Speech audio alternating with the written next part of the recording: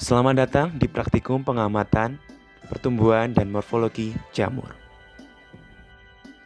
Jamur atau fungi menjadi salah satu kelompok organisme yang memiliki tingkat keragaman hayati tinggi setelah insekta. Fungi atau jamur merupakan organisme heterotrof yang bersifat parasit maupun saprofit. Dikatakan sebagai parasit apabila organisme ini membutuhkan makanannya dengan mengambil nutrisi pada tanaman inang atau yang ditumpanginya. Dikatakan saprofit apabila organisme ini tumbuh dan hidup pada benda organik yang telah mati. Fungi memiliki berbagai macam penampilan tergantung spesiesnya. Ciri-ciri jamur atau fungi antara lain yaitu: yang pertama, bersifat eukariotik serta memiliki dinding sel. Dinding sel tersusun dari zat kitin. Yang kedua, jamur dapat ditemui di tempat yang lembab, agak asam, pada makanan, pada bahan organik, pada hewan, tumbuhan, manusia, serta pada organisme yang telah mati. Ketiga, memiliki tubuh yang berbentuk hifa, dan ada juga yang berbentuk seperti anyaman yang disebut sebagai miselium. Yang keempat, tubuh jamur umumnya multiseluler, dan ada juga yang uniseluler. Yang kelima, bentuk tubuh jamur ada yang berbentuk seperti benang maupun berbentuk tubuh buah. Biasanya jamur multiseluler berbentuk bulat, oval. Ada juga yang berbentuk oval pada jamur uniseluler. Reproduksi jamur dibedakan menjadi dua, yaitu aseksual dan seksual. Reproduksi aseksual yaitu memperbanyak diri dengan cara tunas, fragmentasi hifa, ataupun pembentukan spora vegetatif. Sedangkan reproduksi seksual dengan cara memperbanyak diri dengan menggunakan spora generatif dari jenis hifa yang berbeda. Berdasarkan klasifikasinya, jamur atau fungi dibedakan menjadi 5 kelompok. Yang pertama yaitu Chytridiomycota, yang kedua Zygomycota, yang ketiga Glomerulomycota, yang keempat Ascomycota, yang kelima Basidiomycota. Berdasarkan bentuk dan ukurannya, jamur atau fungi dibedakan menjadi dua, yaitu makrofungi dan mikrofungi. Makrofungi atau jamur makro memiliki badan buah yang jelas, sehingga dapat dilihat tanpa menggunakan bantuan mikroskop atau mata telanjang. Sedangkan jamur mikro atau mikrofungi untuk melihatnya perlu menggunakan bantuan mikroskop karena berukuran mikroskopis. Jamur makro atau makrofungi dapat dilihat dengan menggunakan mata telanjang. Memiliki warna yang mencolok seperti warna merah, coklat cerah, orange, putih, kuning, krem, hitam, dan lain sebagainya. Jamur makro yang dapat diamati oleh mata secara langsung berasal dari kelompok Basidiomycota. Kelompok jamur Basidiomycota memiliki jumlah sekitar 25.000 spesies. Nama Basidiomycota diambil dari bentuk diploid yang terjadi pada siklus hidupnya, yaitu basidium. Basidiomycota hidup sebagai dekomposer pada kayu atau pada bagian tubuhan yang lain. Basidiomycota memiliki bentuk tubuh basidiokarp yang besar sehingga mudah untuk diamati. Bentuk dari jamur ini antara lain seperti bentuk payung, kuping, maupun setengah lingkaran. Untuk tubuh Basidiomycota terdiri atas tudung atau pileus, bilah, lamela, dan tangkai atau disebut juga sebagai stip. Ciri-ciri Basidiomycota antara lain yaitu memiliki hifa yang bersepta dengan sambungan apit, bersifat saprofit, tubuh buah seperti payung, kuping, dan setengah lingkaran, memiliki tangkai asimetris, pendek, dan ada pula yang tidak bertangkai.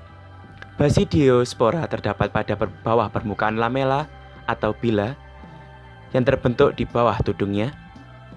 Umumnya, Basidiomycota merupakan jamur konsumsi. Untuk reproduksi dari Basidiomycota, yaitu aseksual dengan menggunakan tunas, fragmentasi, dan konidia. Sedangkan reproduksi secara seksual yaitu dengan cara basidiospora. Untuk daur hidup Basidiomycota dapat dilihat pada gambar berikut. Tahap reproduksi seksual Basidiomycota. Yang pertama, hifa dua jamur yang berbeda jenis, yaitu positif dan negatif akan saling bertemu dan membentuk sinigami. Hifa positif dan negatif melakukan peleburan sitoplasma atau disebut dengan plasmogami dan pertukaran materi genetik pada basidiokarp dan terbentuk basidio yang berisi materi genetik atau berada dalam fase dikaryotik.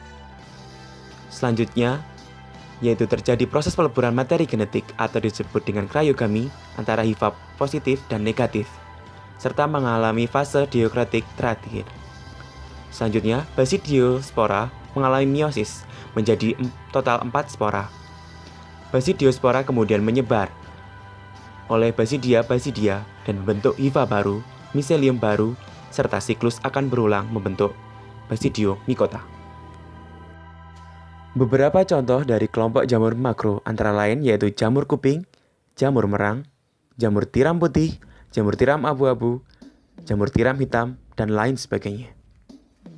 Jamur mikro atau mikrofungi memiliki bentuk dan warna seperti putih atau bening, kuning, dan krem. Untuk melihatnya, kita perlu menggunakan bantuan mikroskop karena ukurannya yaitu mikroskopis. Jamur mikro ini dibedakan menjadi dua, yaitu mikrofungi uniseluler dan mikrofungi multiseluler. Mikrofungi uniseluler contohnya yaitu kamir atau yeast, sedangkan mikrofungi multiseluler contohnya yaitu kapang ataupun mold. Mikrofungi multiseluler salah satunya adalah kapang. Kapang memiliki filamen dan pertumbuhannya pada substrat yang mudah dilihat karena penampakan serabut seperti kapas yang dapat diamati. Pertumbuhannya mula-mula berwarna putih, tetapi jika spora yang telah timbul telah terbentuk, maka warna akan berubah. Contoh dari kapang antara lain yaitu Rhizopus sp, Penicillium sp, Aspergillus sp, dan Endomycetes sp. Tempe merupakan salah satu hasil fermentasi yang menggunakan bantuan kapang. Jenis kapang yang digunakan pada proses fermentasi tempe yaitu Rhizopus oryzae. Rhizopus oryzae termasuk dalam kelompok Zygomycota. Pada kelompok Zygomycota terdiri dari beberapa bagian tubuh, antara lain yaitu hifa rhizoid, sporangiofor, hifa stolon, dan spora.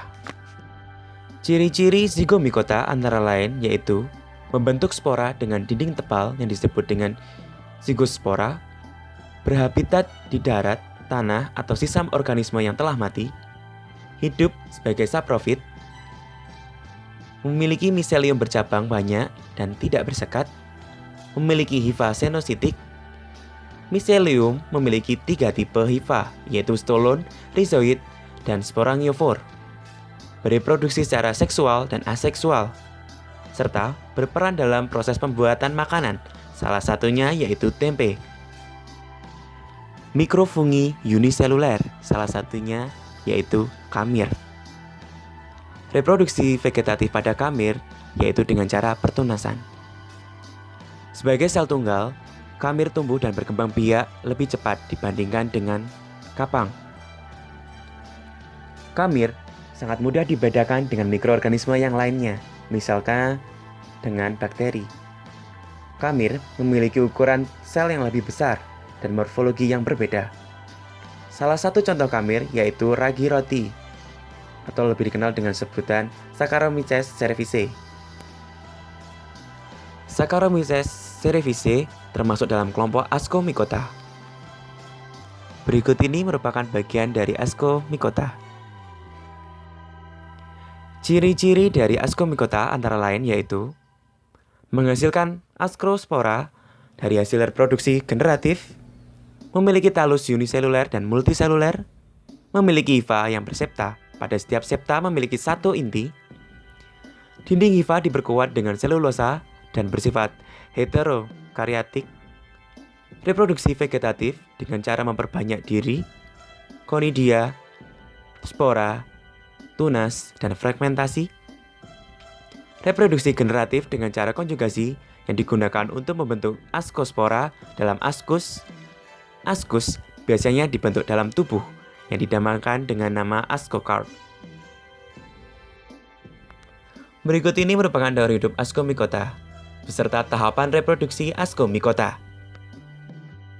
Selanjutnya yaitu perbedaan kapang dan kamir.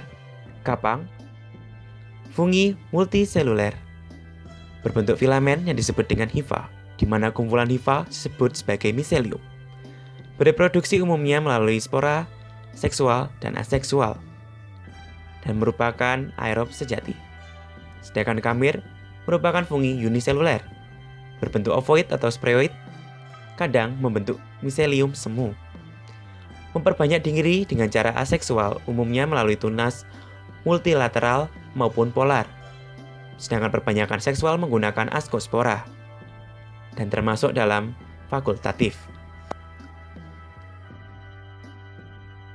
Sekian video praktikum kita kali ini. Terima kasih dan sampai jumpa.